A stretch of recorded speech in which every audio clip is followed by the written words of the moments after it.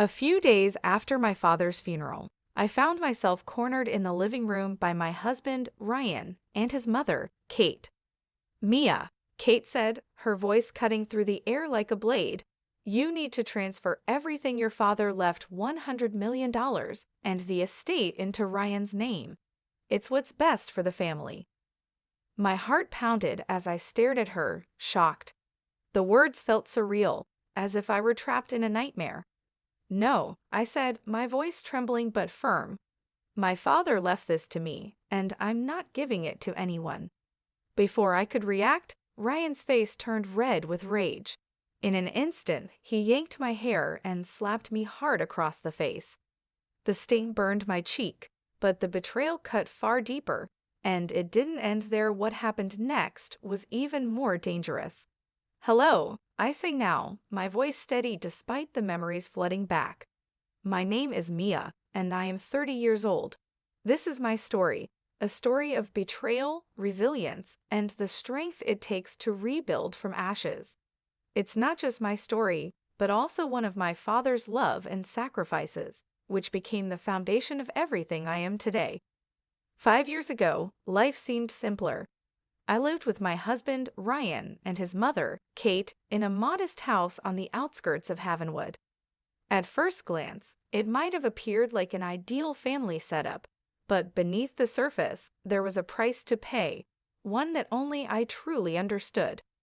You see, my presence in their home wasn't based on love or unity, but on silent sacrifices. My father, Ethan, was the one who bore the weight of our household expenses. Month after month, he sent money to ensure everything ran smoothly. Never once did he complain, but I could see the toll it took on him, how he skipped small luxuries and worked tirelessly to support me, his only daughter. Kate, an authoritative and calculating woman, ensured her dominance was never questioned. Mia, it's for the family, she would say whenever I protested. Your father can afford it, so why not keep things comfortable for everyone? Her words, veiled in condescension, left no room for disagreement. Ryan, my husband, rarely intervened. His silence felt like betrayal too, his indifference a sharp contrast to the promises we once exchanged. Despite the suffocating environment, I stayed. I clung to the hope that things would improve, that love would outweigh the financial strings tethering me to this family. But as the years passed, my relationship with Ryan felt increasingly transactional, and my father's quiet sacrifices began to weigh on my conscience. Then came the day that changed everything. One morning, as I prepared breakfast, my phone rang. It was a call I never expected, a call that would alter the course of my life forever. I'm so sorry, Mia, the voice on the other end said. Your father, he passed away this morning. A sudden heart attack. The world stopped spinning. My father, my protector and anchor, was gone. I felt my knees buckle, the weight of grief too heavy to bear. For days, I moved like a ghost, my mind consumed with memories of him. He had always been there for me, and now, in the most profound way, he was gone. The days following my father's death were an unbearable haze of grief and numbness. It felt as though the world had lost its color, leaving me in a muted, endless gray. Amid the mourning, I received a call from my father's lawyer, Mr. Benson, who asked to meet me regarding my father's will. I wasn't ready to confront the legalities of his passing, but I knew I couldn't avoid it forever. Sitting across from Mr. Benson in his quiet, book-lined office, I listened in disbelief as he explained the contents of my father's final wishes. Mia, your father left you his entire estate, he said, sliding a stack of neatly organized papers toward me. This includes a sum of $100 million and his property in Havenwood. My breath caught. Havenwood's estate wasn't just any property, it was a sprawling mansion nestled in one of the city's most prestigious neighborhoods. I had known my father was successful, but the magnitude of his wealth was overwhelming. He wanted to ensure your future was secure, Mr. Benson continued. He was very clear that this inheritance is solely for you. I nodded, barely able to comprehend the weight of his words. This wasn't just wealth. It was a symbol of my father's love and sacrifices. Though the money was significant, it didn't fill the gaping void left by his absence. When I returned to the house, I shared with Ryan and Kate. I made the decision to keep the inheritance a secret for now. It felt deeply personal, a gift from my father meant to protect me.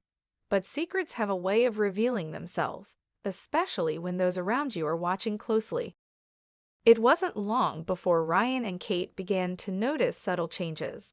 My quiet trips to the estate, my meetings with the lawyer, and the documents I carefully organized all piqued their curiosity. Kate, ever the sharp observer, was the first to bring it up. "Mia," she said casually one evening over dinner, her tone laced with forced politeness. "What exactly did your father leave you? He must have had some assets, right?" I hesitated, her question feeling like a trap.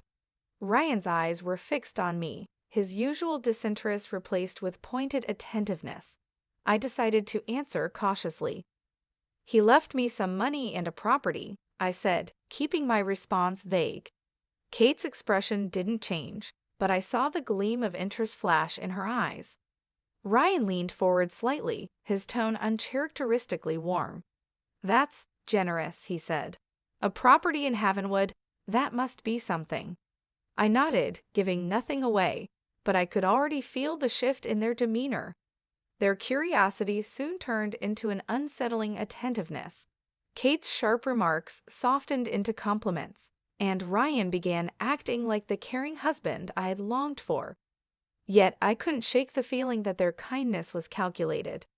Weeks passed, and Ryan and Kate's newfound kindness became increasingly unsettling.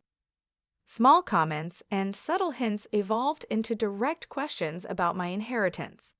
Their probing felt invasive, and their motives were becoming alarmingly clear. "Mia," Kate said one afternoon as we sat in the living room, sipping tea. Her voice carried an air of fox concern. "You've been through so much lately. Your father would want you to use his legacy wisely, for the benefit of the family." Ryan, seated beside me, placed a hand on my shoulder in a gesture that felt more possessive than comforting. "Exactly," he chimed in. "We're a team, Mia. We can help you manage everything. You don't have to handle this burden alone." The word burden struck me. My father's inheritance wasn't a burden. It was a gift meant to secure my independence. Their insistence that it was something to be managed by them only deepened my suspicions. The pretense of their concern couldn't last forever. One evening, as I was organizing some paperwork in the living room, Kate and Ryan entered with uncharacteristically serious expressions. Gone was the veneer of kindness. They were done pretending. "Mia," Kate began, her tone commanding. "It's time we talked about what's best for this family. You need to transfer the estate and the money to Ryan's name. It's the logical thing to do." I froze, the weight of her demand sinking in. "What?" I said, my voice barely above a whisper. Ryan stepped forward, his expression cold and resolute. "You heard her. You're part of this family, Mia. What's yours should be ours. Transfer everything." I took a step back, my heart pounding. "No," I said, summoning every ounce of courage I had. "My father left this for me. It's his legacy, and I won't let you take it." Ryan's jaw clenched, his temper flaring. Kate crossed her arms, her eyes narrowing. "Don't be foolish, Mia," she snapped. "We've done everything for you. It's time you repaid us." Her words struck a nerve, igniting a mix of anger and fear within me. "Repay you," I said, my voice trembling. "Everything my father sacrificed for this family, and now you want to take his legacy too?" "No, I won't do it." Ryan's face contorted with rage. In a flash, he lunged toward me, grabbing my arm with such force that it left me breathless. "You think you can just say no?"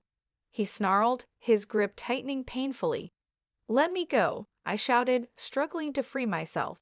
But instead of releasing me, he yanked me by the hair and slapped me hard across the face, the impact sending me stumbling backward. "You will transfer everything to me," he yelled, his voice echoing through the room. "You of this family, Mia. We've done everything for you." Kate watched from the side, her arms crossed, her expression cold and unfeeling. "Don't make this harder than it needs to be," she said, her tone dripping with disdain. "That money belongs to this family, not just you." I clutched my burning cheek, tears streaming down my face. But even through the pain, I refused to back down. "No," I said, my voice breaking but firm. "You can threaten me all you want, but I will never give you what my father left me." Ryan's fury reached a boiling point. "Fine," he spat. "If you won't do this willingly, then you're no longer welcome here. Pack your things and get out. I'm done with you." Kate smirked, clearly satisfied with the outcome. "Don't expect any sympathy, Mia. You brought this on yourself." Tears blurred my vision as I stumbled toward my room. My heart raced, and my mind was a whirlwind of emotions: pain, fear, anger, and a growing resolve. I had given everything to this family, and this was how they repaid me. As I packed my belongings, I realized this was no longer just about my inheritance. It was about reclaiming my dignity and my life. Ryan appeared at the door moments later, divorce papers in hand. He thrust them toward me with a sneer. "Sign these before you leave," he said coldly. "You're nothing without this family. Good luck surviving on your own." I snatched the papers from him, refusing to let him see my tears. "I don't need your luck," I said, my voice steady despite the storm inside me. "And I don't need you." By the time I left the house that night, I felt a strange sense of relief mixed with devastation. My father's sprawling estate in Havenwood became my refuge, a safe haven where I could begin to heal. But even amidst the safety of my new surroundings, the bruises on my face and the ache in my heart served as constant reminders of Ryan and Kate's cruelty. In the quiet of my new home, I realized I couldn't let them get away with what they had done. Their greed and violence had gone too far, and it was time for me to take a stand. The very next morning, I sought legal counsel. My lawyer, David, listened intently as I recounted every detail, from their sudden demands for my inheritance to the physical abuse I endured when I refused. "This isn't just a case of inheritance," David said, his tone firm. "It's about abuse, coercion, and manipulation. We have enough here to build a strong case." He advised me to document everything: the bruises, the threats, and even the text messages Kate and Ryan had sent in their attempts to intimidate me. I'd also filed for a restraining order against both of them, ensuring they couldn't come near me or my property. Knowing I had the law on my side gave me a sense of empowerment I hadn't felt in years. However, Ryan and Kate didn't back down easily. They tried to intimidate me through mutual acquaintances and even attempted to enter my property one night. But the restraining order was already in place, and when they showed up uninvited, I called the police. Watching them be escorted off the premises was a small but satisfying victory. The legal battle began soon after when Ryan contested my father's will, claiming that as my husband, he was entitled to a portion of the inheritance. His argument was weak, built on lies and entitlement, and David dismantled it piece by piece in court. Kate, ever the manipulative figure, tried to sway the proceedings, but her arrogance became her downfall. During the trial, the evidence of their abuse became the turning point. Photographs of my bruised face, witnesses who had overheard their threats, and text messages demanding the inheritance painted a damning picture of their greed and malice. The courtroom was silent as the judge delivered the verdict. Based on the evidence presented, it is clear that the inheritance left by Mia's father was intended solely for her. Furthermore, the actions of Ryan and Kate demonstrate coercion, abuse, and harassment for which they must be held accountable. A wave of relief washed over me as the judge ruled in my favor, upholding my right to the full inheritance and the estate. But that wasn't all. Punitive damages were awarded for the abuse and emotional trauma I had endured. Ryan and Kate would face the consequences of their cruelty.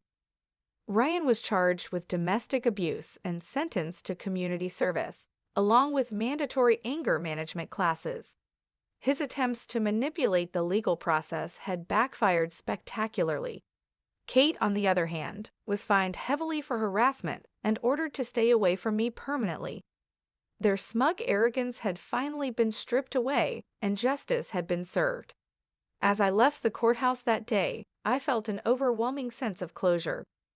The bruises they left, both physical and emotional, would take time to heal, but I could finally begin to rebuild my life without their shadow looming over me. The peace of my father's estate became a sanctuary where I could focus on the future. But as I walked through the grand halls and sprawling gardens, I realized this wasn't just a place to heal. It was an opportunity to honor my father's memory in a meaningful way. My father had always spoken about giving back to the community, and I wanted to continue his legacy of generosity. After weeks of planning, I decided to transform the estate into a shelter for women who had endured domestic abuse. I knew firsthand how isolating and terrifying such experiences could be, and I wanted to create a space where others could find solace and strength. Renovating the estate was both exhausting and fulfilling. Each room was designed with care, ensuring it felt warm and welcoming. The gardens became a tranquil space for reflection, and partnerships with local organizations provided counseling, legal aid, and job training for the women who sought refuge here. It was a labor of love, and every detail reflected the spirit of compassion my father had instilled in me. The shelter officially opened its doors months later, and soon the house was filled with the stories of women reclaiming their lives. Among them was Anna, a young mother escaping an abusive marriage, and Grace, a retired teacher who had been financially exploited by her relatives. Their courage and resilience inspired me, reminding me of my own journey. One evening, as I walked through the gardens, a familiar voice called out to me. "Mia," it said softly. Turning, I saw Jacob, my childhood friend, standing with a warm smile. "Jacob," I said, surprised but happy. "What brings you here?" "I heard about what you're doing here," he said, gesturing to the estate. "I wanted to see it for myself, and to see you." We spent hours catching up, reminiscing about our childhood and sharing stories of the challenges we had faced as adults. Jacob's kindness and sincerity were a stark contrast to the chaos I had endured with Ryan and Kate. His presence brought a sense of calm I hadn't felt in years. As the weeks passed, Jacob became a steady presence at the estate. He volunteered his time, helping with repairs, organizing fundraisers, and even mentoring some of the women. His selflessness and support warmed my heart in ways I hadn't thought possible after everything I had been through. One crisp autumn evening, as the sun set over the sprawling gardens, Jacob led me to a quiet spot under the canopy of golden trees. His voice was steady but tinged with nervousness. "Mia, what you've built here is extraordinary," he began, his gaze locking with mine. "You've inspired me in ways I can't even describe. I've always cared for you, and I want to be part of this life you're creating. Will you marry me?" Tears welled up in my eyes, this time not from pain, but from the overwhelming joy of finding someone who truly valued and respected me. "Yes, Jacob," I said, my voice steady but filled with emotion. "I would love to marry you." Our wedding was a simple but beautiful affair held in the very gardens where Jacob had proposed. Surrounded by the women who had become like family to me, we exchanged vows of love, partnership, and hope for the future. For the first time in years, I felt a profound sense of peace and happiness. With Jacob by my side, the estate continued to flourish. We expanded the programs for the residents, introducing workshops, educational classes, and networking events to help them regain their independence. Watching these women grow stronger and more self-assured reminded me of my own journey and how far I had come. The shelter became more than just a refuge. It transformed into a thriving community. Each woman who passed through its doors left her mark, and their collective resilience created an unbreakable bond. Stories of healing and hope echoed through the halls, and I felt my father's presence in every corner of the estate. This was his legacy, and I was proud to carry it forward. Life with Jacob was everything I hadn't known I needed. His patience, kindness, and unwavering support reminded me daily that I deserved happiness and peace. Together, we built a life centered on love and purpose, finding joy in the simplest moments: a quiet dinner on the porch, a walk through the gardens, or a heartfelt conversation under the stars. One day, as we sat on the patio watching the women and children laughing in the garden, I turned to Jacob with a smile. "We've created something beautiful here," I said, my voice filled with gratitude. Jacob took my hand, his warmth grounding me. "No, Mia, you created this. I'm just lucky to be part of it." As the seasons changed, so did my perspective. The pain and betrayal I had endured no longer defined me. Instead, they became the foundation for something greater, a life filled with resilience, compassion, and endless possibilities. Kate and Ryan were nothing more than distant memories. They had faced the consequences of their actions, and I had moved on, leaving their shadows behind. The scars they left had faded, replaced by a strength I hadn't known I possessed. Standing amidst the laughter and joy of the community I had nurtured, with Jacob by my side, I knew I had finally found my place in the world, a place of love, resilience, and new beginnings. Thank you for joining me on this journey through Mia's story of resilience, courage, and triumph. Life often presents us with unexpected challenges, but as Mia's journey shows, every setback can lead to a new beginning if we have the strength to rise again. Her story is a testament to the power of standing firm against greed and abuse, honoring the sacrifices of loved ones, and building a brighter future even from the darkest moments.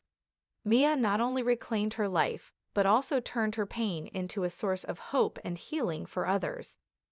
If you found this story inspiring, please don't forget to like the video. It helps us bring you more uplifting and empowering content. We'd love to hear your thoughts. Which part of Mia's journey resonated with you the most? Share your reflections in the comments section below. Your feedback is deeply valued and inspires us to create more meaningful stories. And if you haven't already, make sure to subscribe to our channel for more engaging stories like this one. Don't forget to hit the notification bell so you never miss an update. We have so much more to share with you. Thank you for being part of our community. Your support means the world to us.